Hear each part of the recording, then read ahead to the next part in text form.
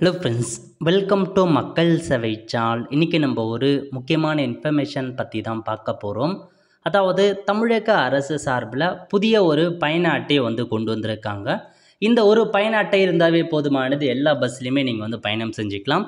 இப்போ இதை பற்றின மொத்த இன்ஃபர்மேஷன் தான் இந்த வீடியோ பார்க்க போகிறோம். இந்த வீடியோ ஸ்கிப் பண்ணாமல் ஃபுல்லாக பாருங்கள். அது மட்டும் அல்ல, இந்த வீடியோ நிறைய பேருக்கு ஷேர் பண்ணுங்க. ஓகே, அதாவது என்ன சொல்லியிருக்காங்க அப்படின்னா, சென்னை மாநகர போக்குவரத்து கழகத்தில் குளிர்சாதன பேருந்து உட்பட அனைத்து பேருந்துகளையும் பயணம் செய்ய ரூபாய் 2000 மதிப்பிலான விருப்பம் போல் பயணம் செய்யும் மாதாந்திர சலுகை பயணச்சீட்டு இன்று முதல் பார்த்தா அறிமுகம் செஞ்சு வச்சுருக்காங்க. அதாவது இந்த 2000 ரூபாய்க்கான பாஸை நீங்கள் வாங்கிட்டீங்க அப்படின்னா குளிர்சாதன பேருந்து உட்பட எல்லா பேருந்துகள்லையுமே அன்லிமிட்டடாக நீங்கள் பயணம் செஞ்சுக்கலாம் அப்படின்றத சொல்லியிருக்காங்க.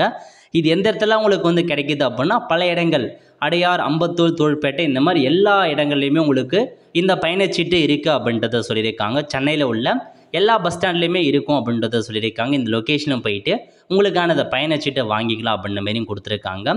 அதாவது மந்தவெளி பேருந்து நிலையத்தில் மாநகர போக்குவரத்து கழக பயணிகளின் வசதிக்காக குளிர்சாதன பேருந்து உட்பட அனைத்து பேருந்துகளுமே பயணம் செய்யும் வகையிலான 2000 மதிப்புடைய விருப்பம் போல் பயணம் செய்யும் டிபிடி மாதாந்திர பயண அட்டையை பார்த்தா அறிமுகப்படுத்தியிருக்காங்க.